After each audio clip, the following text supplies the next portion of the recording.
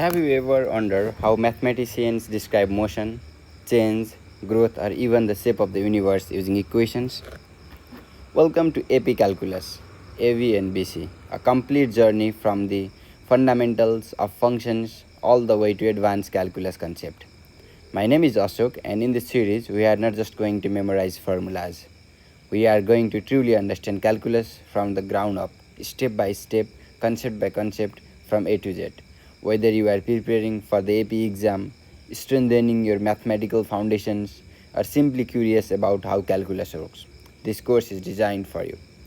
In this series, we will cover everything: functions, limit, continuity, derivatives, applications of derivatives, integral, differential equations, series, and much more. And the best part, we will learn everything in simple, intuitive, and logical way. Today is day 1, and every great journey in calculus begins with one powerful ideas, and that is functions. Before we can understand derivatives or integrals, we must first understand the functions, because functions are the language of class.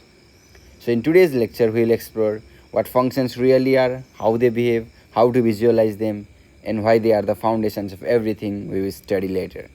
The course is designed to take you from the beginner level to AP Calculus mastery. So grab your notebook, stay curious, and let's begin our journey into the calculus.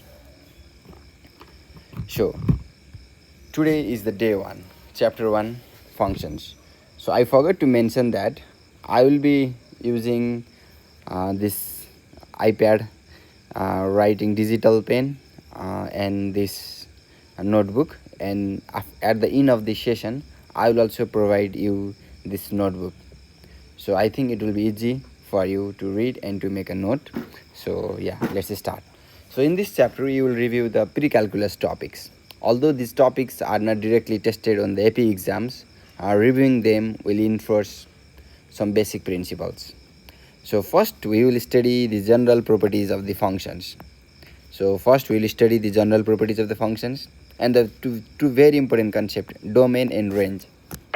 So this we will master these two topics, and then we will move to the fourth chapter topics, that is compositions, and finally with inverse. So about the general properties of the functions, and for the special properties of functions we will also look absolute value, greatest integers, polynomial, rational, trigonometric, exponential, in the logarithmic functions. And for BC topics there are two additional topics, then those are parametrically defined curves and the polar curves. So hello everyone. So today let's start from the very basic concept, that is finding domain and range. So this is the most powerful topic in the calculus, because once you know the dimension of the functions, then you know everything. So first let us find domain and range. We will study these topics with problems also. So let us take a functions f a is equals to b. That means f(x) is equals to 2x plus 3. The functions can be anything, right? Similarly, so of functions with each element of set A, this is a domain. This is a domain, and the result is range. Suppose if in that functions whatever you put the value of x, that is domain. As simple as this. Whatever you get the answer from this, that is range, right?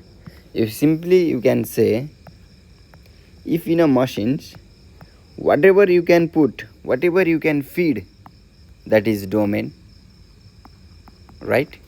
And whatever you can get, that is range. This is your input dimension, and this is your output dimension, right?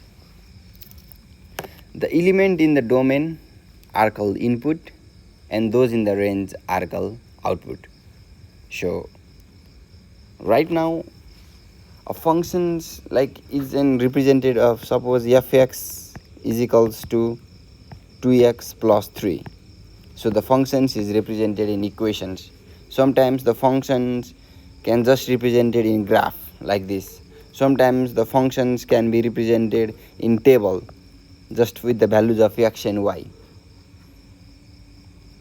So this is all about the domain and range. So now let us solve one question and you will get to know. Our question is, if we have a functions, first question, if we have a functions fx is equals to x square minus 2, is it clear? Now the domain of fx, so I am giving the domain. So the domain is all the real number. All real number is domain. And range, what is range? So can you tell me what will be the range?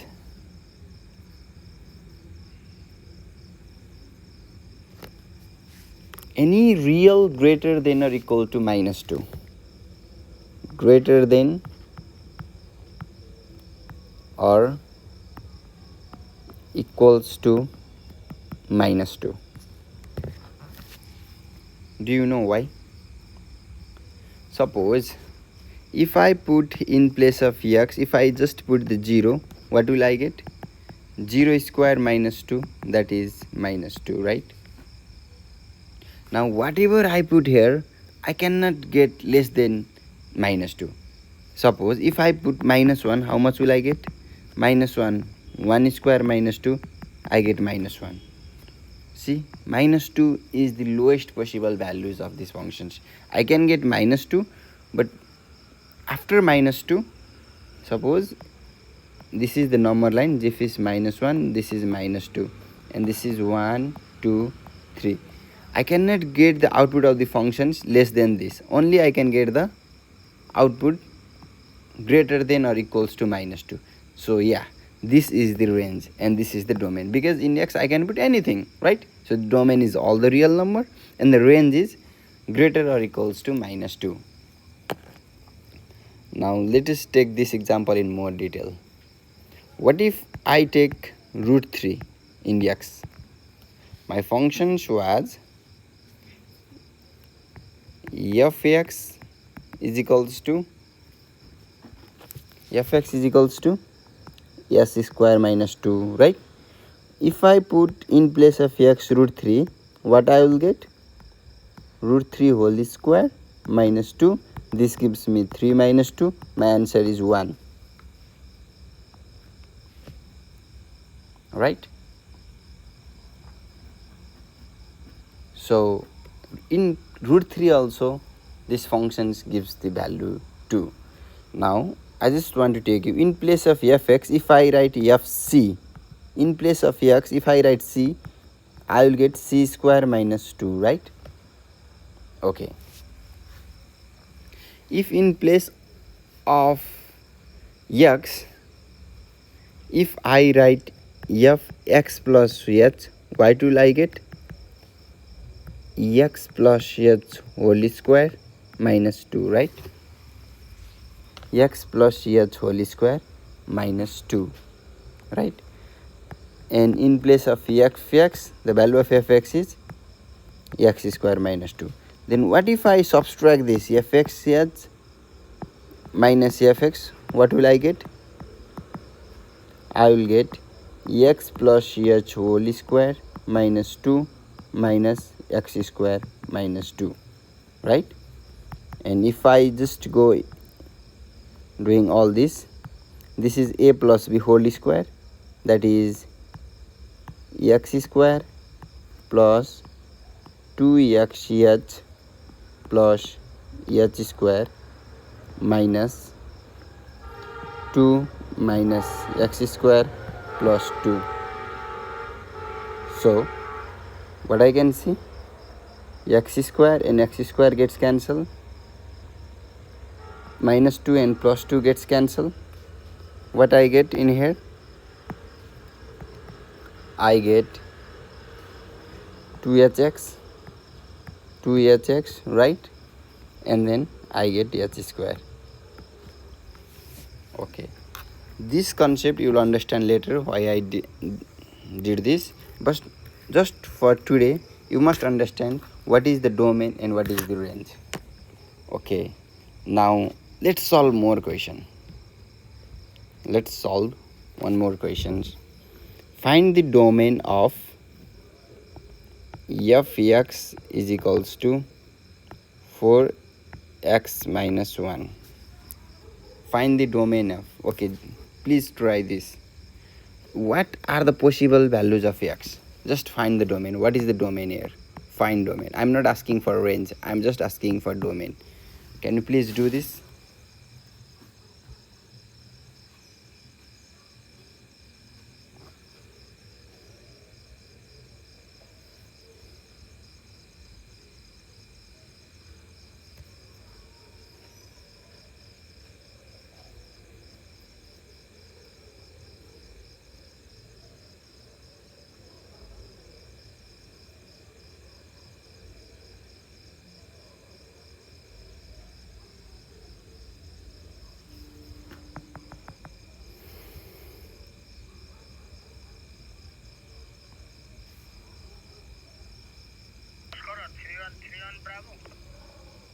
Okay, now let me write for you what are the domain. Do you know if this value can't be 0, right? What I mean is this value cannot be 0. If it becomes 0, then it will be 4 upon 0 is equals to infinite, right? So our intention is not to make this value as a 0. This value becomes 0 only when x is equals to 1. So in our domain x should not be 1. Why? Because if x became 1 here, this value will become 0, and we don't want to make this value as a 0. So our domain is all real number except 1. All real number except 1, right? All real number except 1 is our domain. So x should not be 1. Only meaning is x should not be 1. So yeah, this is how you solve. Now let's go for the next question.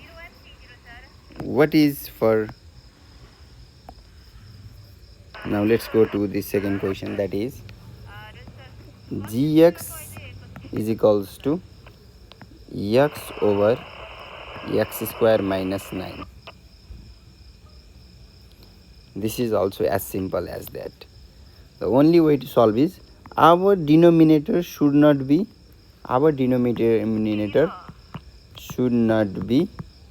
0. So x square minus 9 becomes 0 when x is equal square is equals to 9. X is equals to, if we put plus 3 and minus 3, these values become 0. So our domain is x not equals to plus 3 and minus 3. Okay. Now let's solve one more question from here.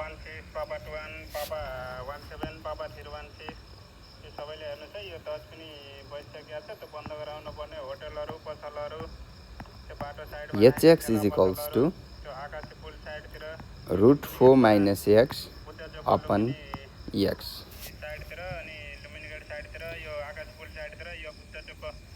Right? So here we have two concepts. This should not be 0, x should not be 0, right? So we got one domain, that is x should not be equals to 0, and also this.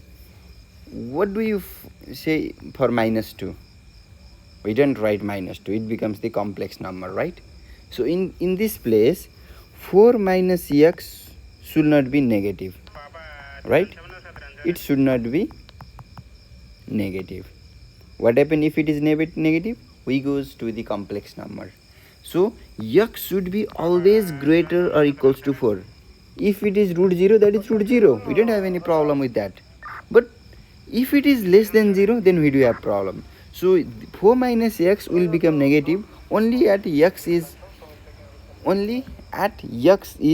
less than 4. Only at if x becomes less than 4, then this value gets negative, right? So that our domain is x should not be 0 from here, denominator. From numerator, what we find is x is can't be greater or less than 4. Is it clear? So if I write this, how do I write this? X shows that x is real. X should be a real number, right? Comma, x should be greater than 0. Or how we write it? We write it x should be greater than 0, right? But it should not be greater than 4. Okay, x should be greater than 0, but it should not be greater than 4. Here you can see. Can I write this? No, I can't write, because if x is 0, then this whole becomes infinity.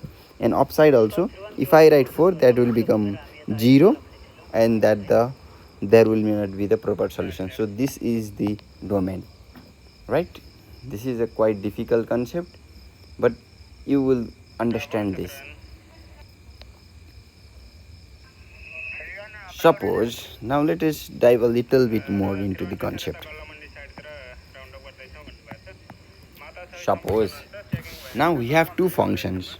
One is f and next is g, right?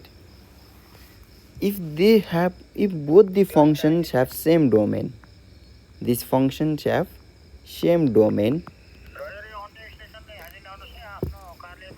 then what will happen if we combine their sum and difference? So now let us tell what will happen if we just add them, or if we just subtract them. What will happen? So let's study some properties. So if they have same domain, we can add those functions, but we write these representations as f plus g, both are the functions of x, right? Similarly, f minus g, both are the functions of x. You can write this also, you can write this also, this also, this also. Or also you can write fg x, fg x.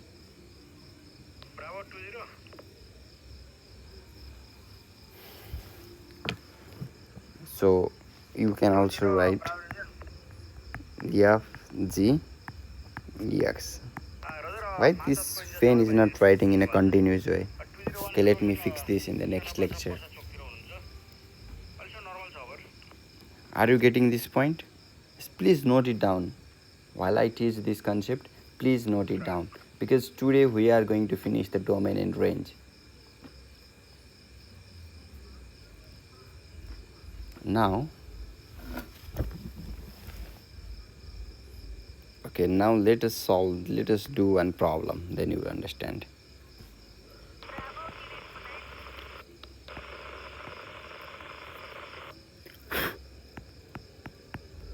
If I do have two functions, one is fx is equals to x square minus 4x,